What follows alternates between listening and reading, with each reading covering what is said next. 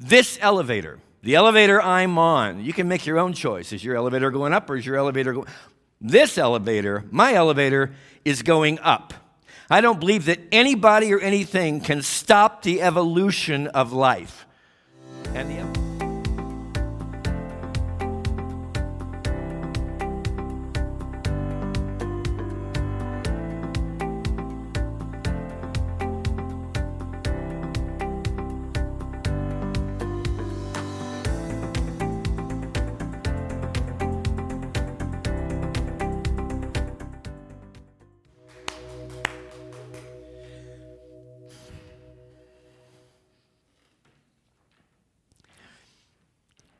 Betty was like the consummate church gossip, okay?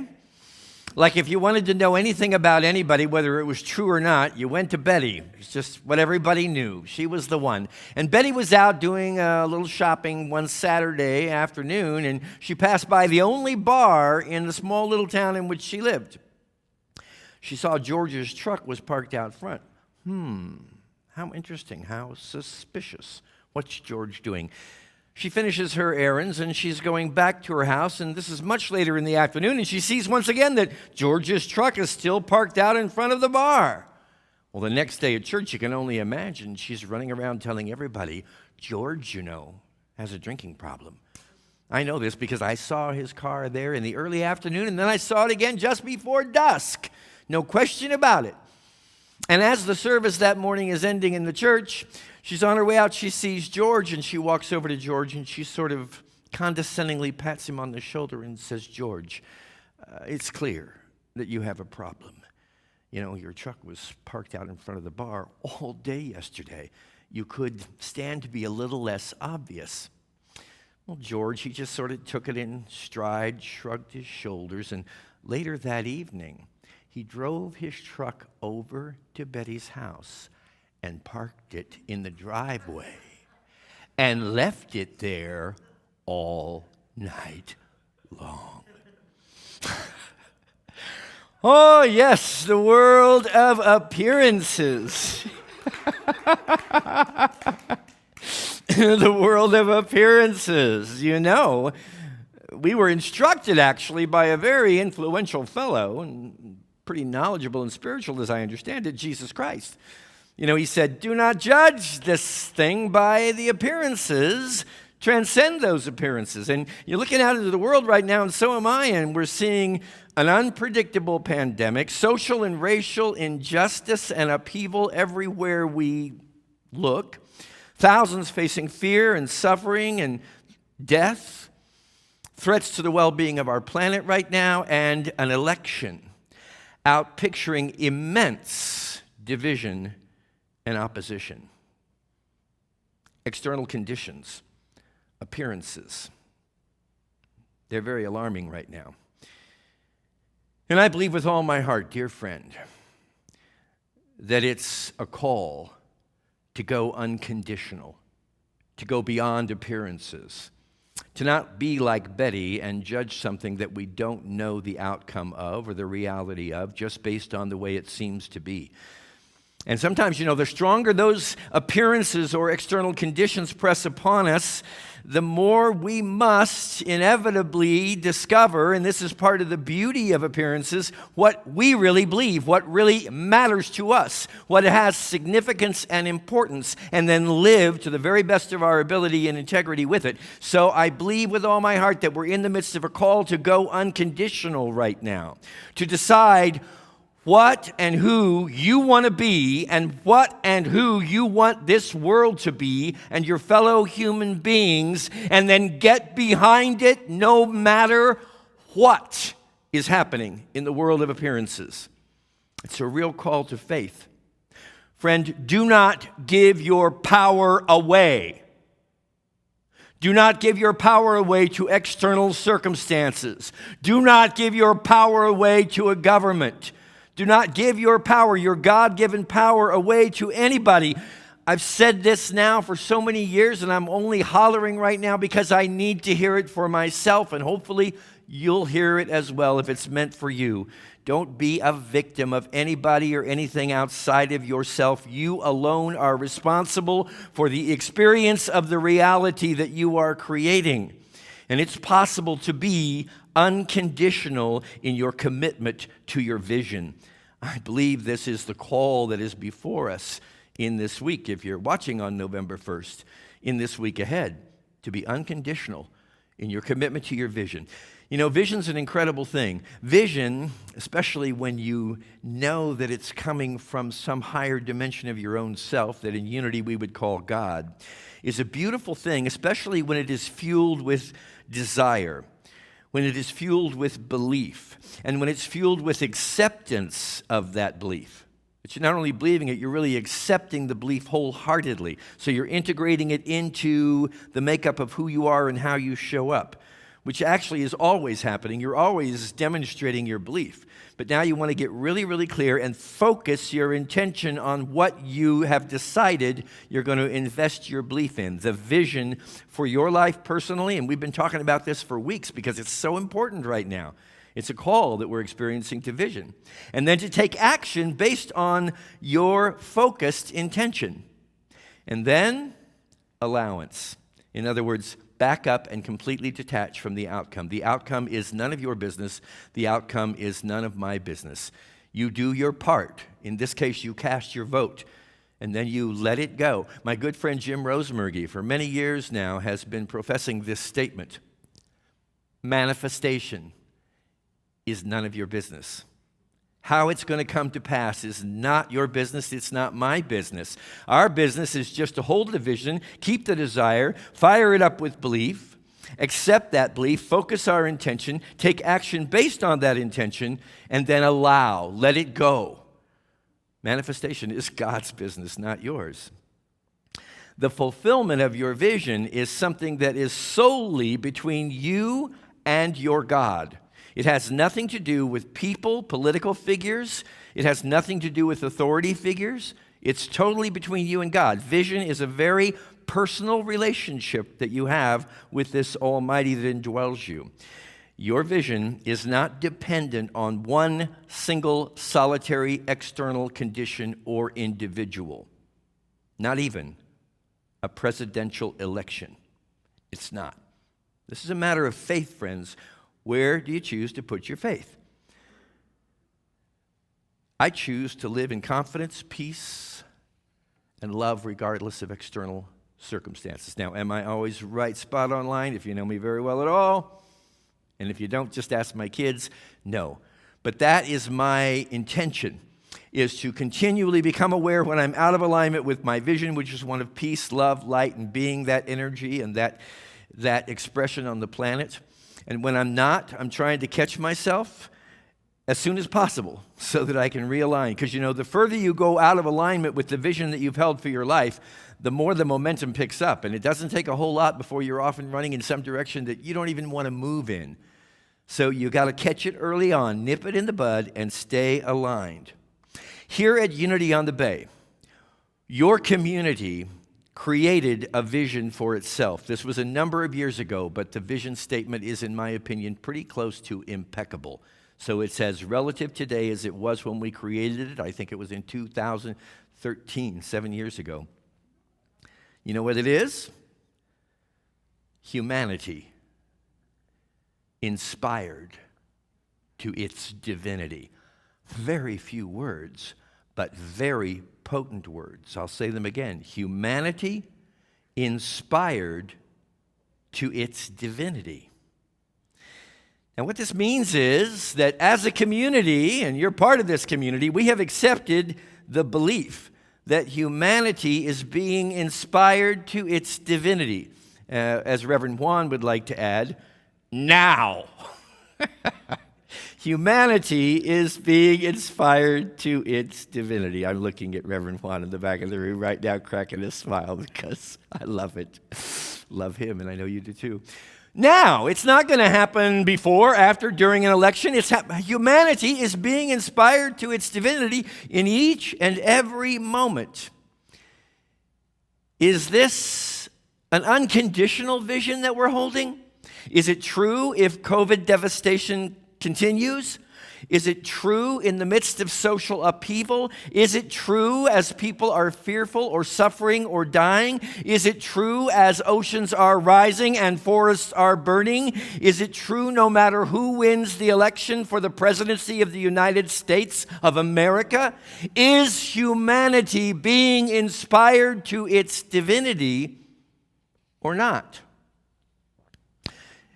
Your vision, remember, is born of your beliefs. So it's a good time right now, before you're sitting down compelled to watch the results as they're coming in, to ask yourself, what is it that I'm going to choose to believe in here? For me, these are going to be my conscious choices that I will seek to remain in alignment with throughout this process. And I invite you to consider them. I never ask you to accept anything unless it's resonating within you. But this is what's resonating within me. Begins with this. All power is in God. All power is in God. That's absolute reality. It's not on the conditions of the world, which is the reality of appearances. All power is in God. I believe also that the Spirit of God is unstoppable.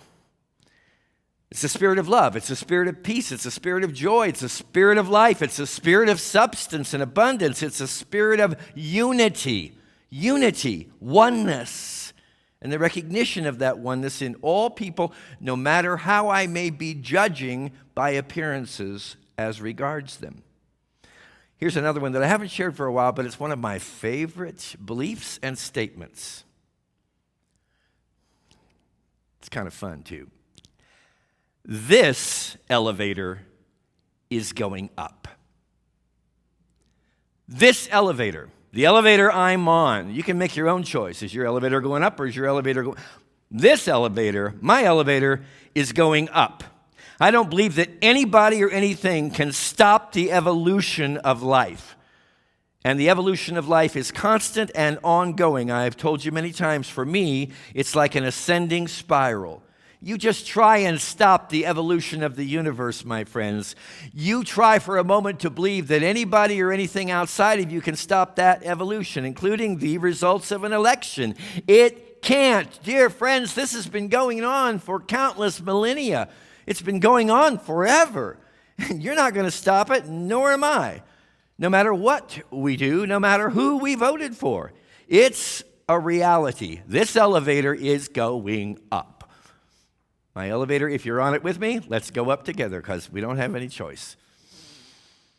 Next is to model, important here, model what you want. You know, a lot of people are concerned about more than the election, it's the aftermath of the election. What's going to happen? Where's this thing going to go? What's going to evolve, at least in the realm of appearances? You have to model what it is you want. You have to be the change that you are looking for, that you want to see in the world. You have to do that with love. I mean, what I want is a world of love and compassion and forgiveness. It's got to start right here with me. I have to become more loving, more compassionate, more forgiving. Another belief I'm holding at this particular time is that a healed mind is a healed world. That the world out here is 150,000% guaranteed to be a projection, an extension of what is going on in me. If I really want this world that I'm envisioning out here, it's got to start with me because, dear friend, the world is nothing more or less than the sum total of everybody, all of us that are in it.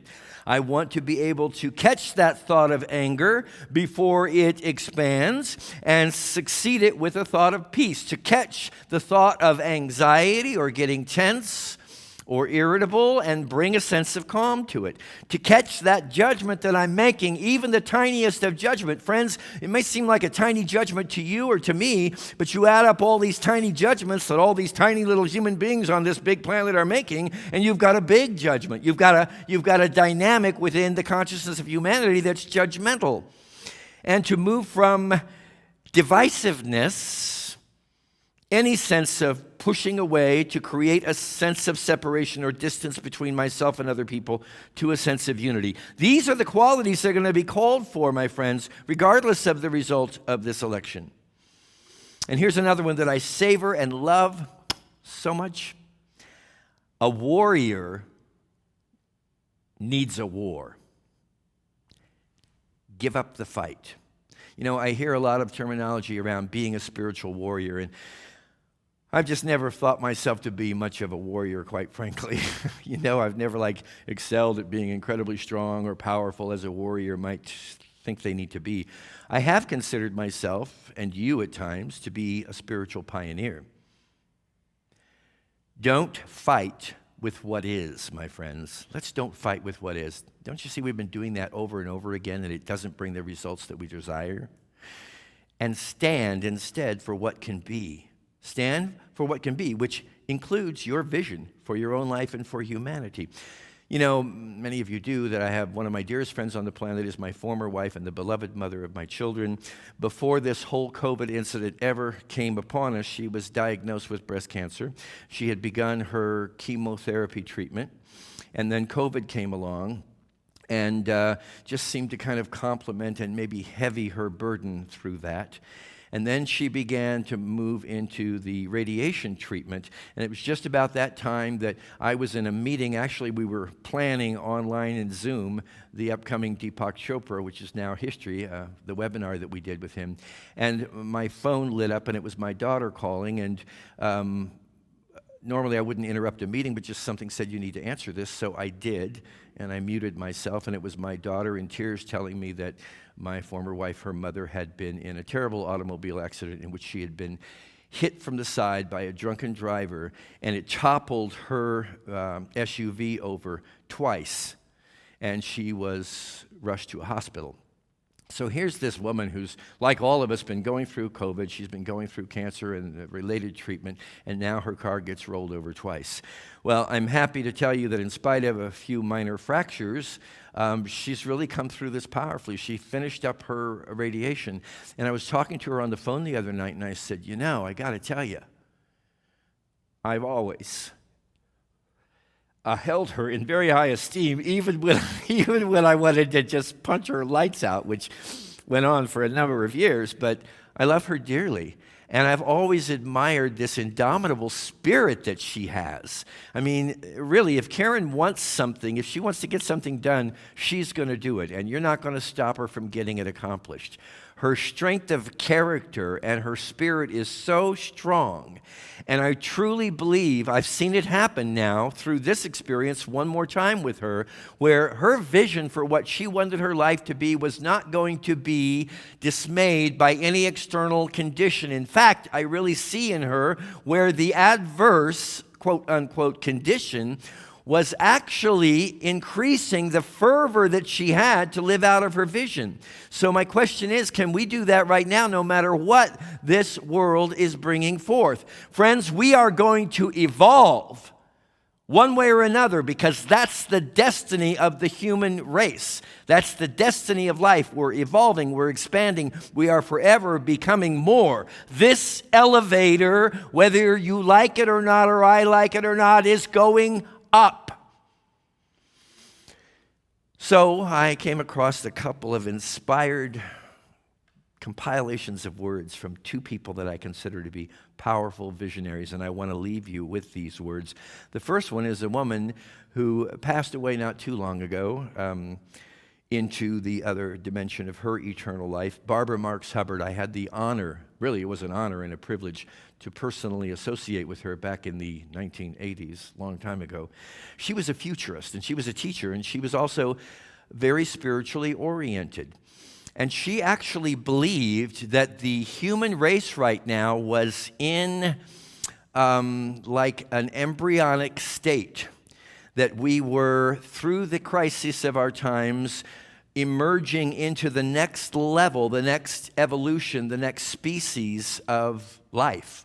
And she said this: the meaning of our power is to connect the world into one living, interacting organism of far greater capacity than the sum of our separate parts. through the mass media, and I know mass media is taking a bad rap right now, but listen to her words. Through the mass media, we are being linked into a single vast body that is about to become, get this, collectively self-aware.